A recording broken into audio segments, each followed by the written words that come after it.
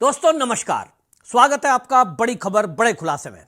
दोस्तों, वक्फ board act संसद से पास हो गया है और इसके पास होते ही योगी जी एक्शन मोड में आ गए हैं। अधिकारियों को आदेश दे दिया गया है कि उत्तर प्रदेश के अंदर जितनी भी वक्फ बोर्ड ने अवैध कब्जे की हुई संपत्ति है उसका ब्यौरा उनके सामने प्रस्तुत किया जाए और 6 महीने के अंदर अंदर उस पर पूरी रिपोर्ट योगी जी के सामने लाई जाए।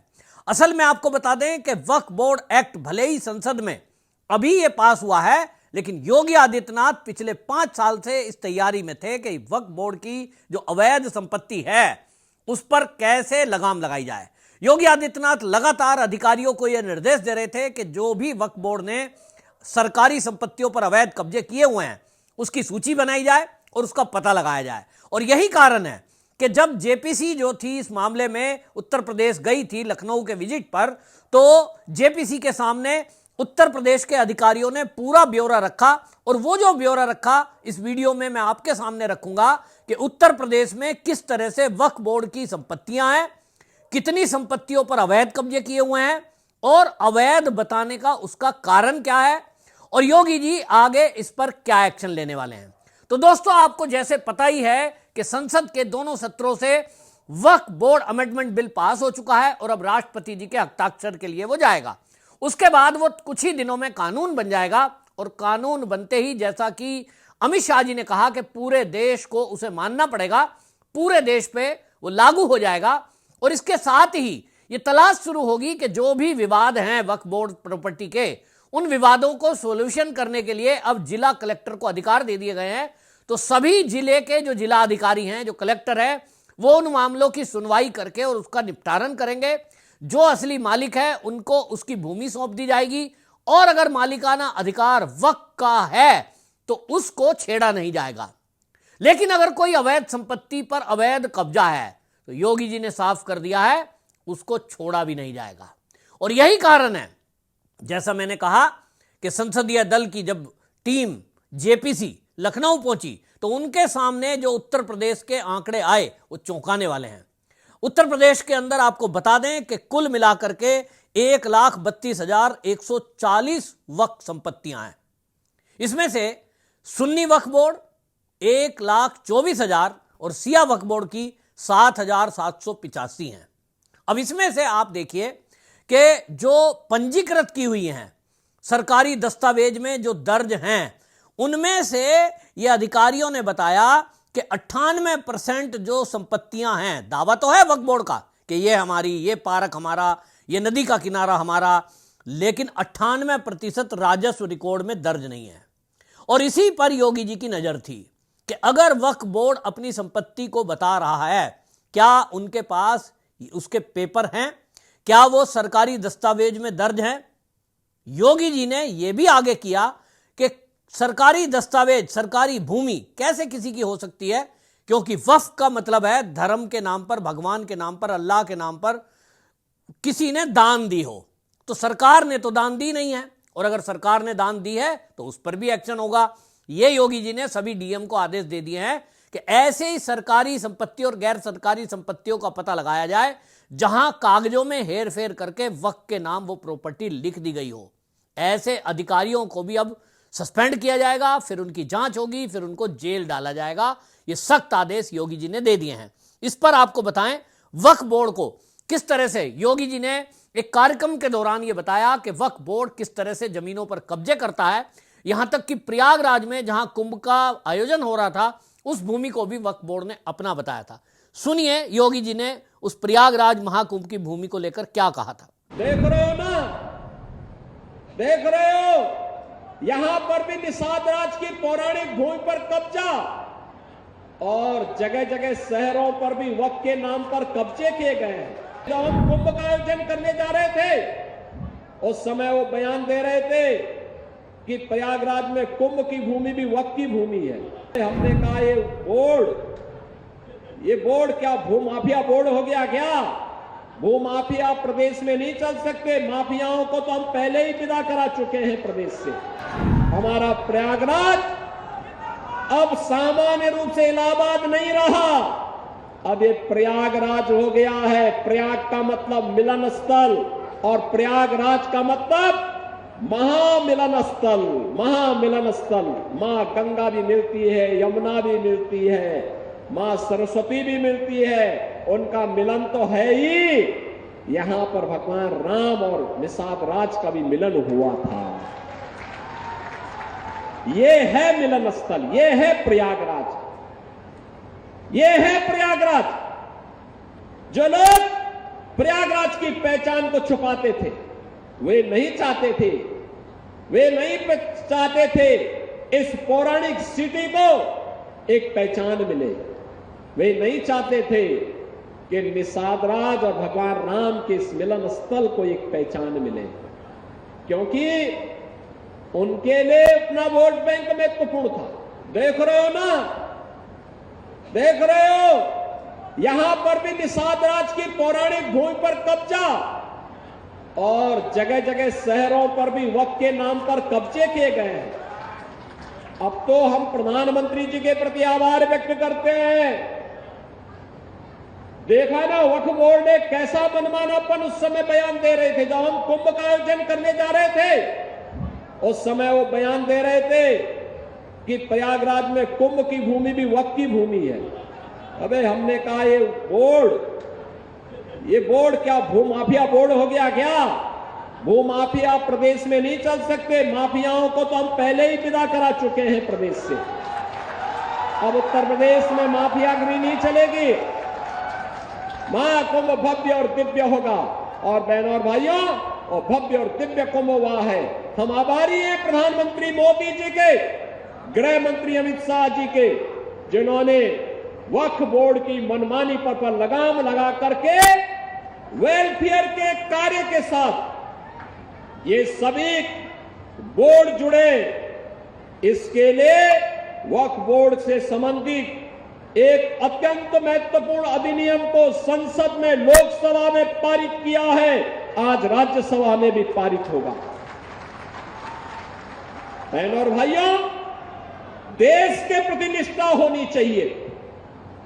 अपने आप ही नियंता तो नियत साफ है, तो नियंता मार्ग प्रशस्त कर देता है, अपने आप रास्ता बनाता है।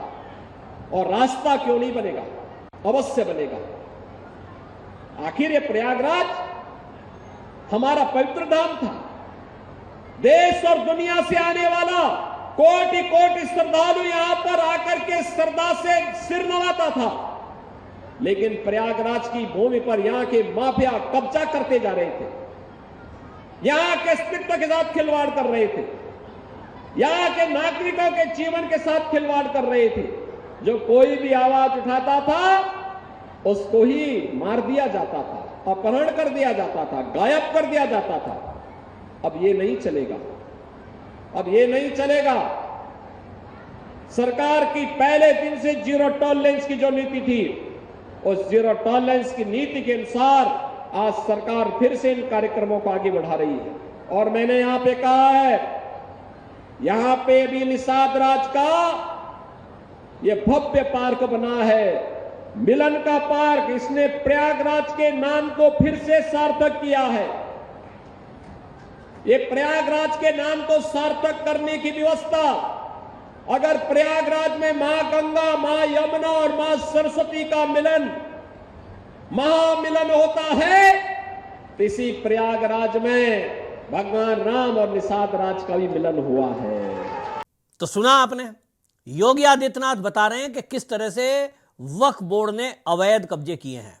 जिस जमीन पर हाथ रख दें वो हमारी, क्योंकि ट्रिब्यूनल में उनकी सुनवाई होनी है और ट्रिब्यूनल में उन्हीं के आदमी हैं। कहीं किसी कोर्ट में सुनवाई हो नहीं सकती। इस तरह के कानून कांग्रेस ने लाए थे। यानी कांग्रेस ने लूट की खुली छूट वक्फ बोर्ड को दे दी थी, जिसके कारण से हालत यह है कि उत्तर प्रदेश राज्य के अंदर 1,32,140 वक्फ बोर्ड संपत्ति दावा कर रही है कि ये हमारी है। अब इनके दस्तावेज चेक हुए तो पता यह चल रहा है कि 57,792, ये याद रखिए आंकड़ा, 57,792 जो इसमें प्रॉपर्टी है 1,32,140 में, वो सरकारी जमीनों पर कब्जे हैं। तो सवाल यह है कि जब अल्लाह के नाम पर धर्म के लोगों ने दान में दी गई जमीन को ही वक्फ बोलते हैं, तो सरकार ने तो दान दी नहीं, तो ये सरकारी जमीन पर अवैध कब्जा कैसे और किसने किया, किसने करवाया? क्या समाजवादी पार्टी के शासनकाल में वक्फ बोर्ड के नाम ये जमीन लिखी गई? इसी की जांच अब डीएम करेंगे। 75 जिले में 75 डीएम को यह अधिकार दे दिया गया है कि तत्काल इस पर जांच करें। सुन्नी वक्फ बोर्ड के सामने आया कि 1,32,000 संपत्तियों में ये जो निकला है कि सरकारी भूमि पर कब्जा है। 40 जिलों के अंदर वक्फ संपत्तियों का नामांतरण तहसील में रिकॉर्ड नहीं है। सोचिए, उत्तर प्रदेश के 40 जिले ऐसे हैं जहां वक्फ बोर्ड अपनी प्रॉपर्टी पर दावा कर रहा है, लेकिन जब सरकारी रिकॉर्ड खंगाले गए, योगी जी ने आदेश दिया अधिकारियों को, तो पता यह चला कि कब्जा तो वक्फ का है। वहां बोर्ड लगे हुए हैं, वहां मदरसा बना हुआ है, वहां मस्जिद बनी हुई है, कोई खेती कर रहा है और बता रहा है कि वक्फ की है, लेकिन सरकारी रिकॉर्ड में दर्ज नहीं है। ऐसे 40 जिलों में मामले समझ में आए। इसको लेकर बहुत सारे मुकदमे दर्ज हुए हैं, योगी जी तक वो शिकायतें पहुंची हैं। ऐसे 20,000 मामले ट्रिब्यूनल में लंबित है जिनका कोई फैसला ट्रिब्यूनल नहीं कर रहा है, और इसी के कारण केंद्र को यह कानून बनाना पड़ा कि अब इस पर फैसला जिले का जिला अधिकारी करेगा, क्योंकि ट्रिब्यूनल में ब्लैकमेलिंग चल रही थी कि आपका अगर प्लॉट है 1 करोड़ का, तो आप इसमें से हमें कितने देंगे? अगर आपने 50 लाख दे दिए तो आपके फेवर में लिख देते हैं, वरना तो लड़ते रहिए, कहीं सुनवाई तो हो ही नहीं सकती। तो कब्जे के कारण उघाई का गेम चल रहा था, जिसका जिक्र योगी जी ने किया। योगी जी से एएनआई के जो संपादक है नाविका कुमार, उन्होंने एक सवाल किया कि भारतीय जनता पार्टी पर ओवैसी आरोप लगाते हैं कि ये जो कानून लाया गया है इसमें भारतीय जनता पार्टी मुसलमानों की मस्जिद पर कब्जा करेगी। इस योगी आदित्यनाथ ने स्पष्ट कहा है कि वक्फ बोर्ड ने अवैध कब्जे किए, वेलफेयर के नाम पर ये जमीनें कब्जाई, लेकिन इन्होंने वेलफेयर के बजाय जमीनों को बेचना शुरू कर दिया, उनसे उगाही शुरू कर दी, और कुछ ही लोग अमीर से अमीर बनते गए। तो आपने देखा किस तरह से वक्फ बोर्ड के ऊपर अब ये एक्शन होने जा रहा है, और योगी जी ने बिल्कुल साफ कर दिया है कि वक्फ बोर्ड की अवैध कब्जा जो की हुई जमीनें हैं, जो सरकारी भूमि है, उन सब से ये कर्जे छुटाए जाएंगे, कब्जे छुटाए जाएंगे। और अब जो है वक्फ बोर्ड के जो अवैध कब्जे हैं, ये तो सवाल ही नहीं उठता कि उत्तर प्रदेश में हो जाए, लेकिन सवाल ये है कि जहां बिल्डिंगें बनी हुई हैं, जिनको बेच दिया गया है, उनका क्या होगा? इसके बारे में योगी जी ने बता दिया कि अब ये सारी जांच के बाद निश्चित रूप से अब जब कानून बन गया है तो सरकार अपनी 1-1 इंच भूमि वापस लेगी, यानी बुलडोजर एक्शन उत्तर प्रदेश में होना तय है। इसको लेकर कोई कुछ भी कहता रहे, लेकिन योगी आदित्यनाथ वो मुख्यमंत्री हैं कि वास्तव में अपनी 1-1 इंच भूमि खाली करा लेंगे, और उन्होंने बड़े सख्त लहजे में संदेश दे दिया है कि ये जो भी अवैध प्रॉपर्टी है, या तो हम बता देंगे तो खुद ही छोड़ दो, वरना हमारा बुलडोजर तैयार है। योगी जी के इस बयान के बाद एक्शन होने के डर से मौलाना बौखला गए हैं, और ओवैसी जो है लोगों को भड़काने का काम कर रहे हैं। लेकिन Uttar Pradesh police alert mode पर है, और उत्तर प्रदेश के शासन प्रशासन के लोग अब इस तैयारी में जुट गए हैं कि उत्तर प्रदेश में जो अवैध कब्जे हैं वक्फ बोर्ड के, उसको जल्द से जल्द कैसे खाली कराया जाए। आप इस पर क्या कहेंगे? अपनी प्रतिक्रिया जरूर दें। योगी जी के इस एक्शन पर आपकी क्या प्रतिक्रिया है? आप क्या समझते हैं कि योगी जी ने जो कहा है, योगी जी जो करने जा रहे हैं, और योगी जी ने जो अभी तक किया है, क्या बाकी मुख्यमंत्री जो हैं जहां भारतीय जनता पार्टी की सरकारें हैं, क्या उनको इस तरह से तैयारी नहीं कर लेनी चाहिए थी? उनको भी अपने अधिकारियों को यह आदेश नहीं दे देने चाहिए थे कि भाई वक्फ बोर्ड के अवैध कब्जे जो हैं उनकी सूची बनाई जाए? लेकिन मुझे लगता है कि भारतीय जनता पार्टी के जितने भी शासनों में, राज्यों में सरकार है, योगी इज द नंबर 1। आपकी क्या राय है? कमेंट बॉक्स में जरूर बताएं, वीडियो को शेयर करें। वंदे मातरम।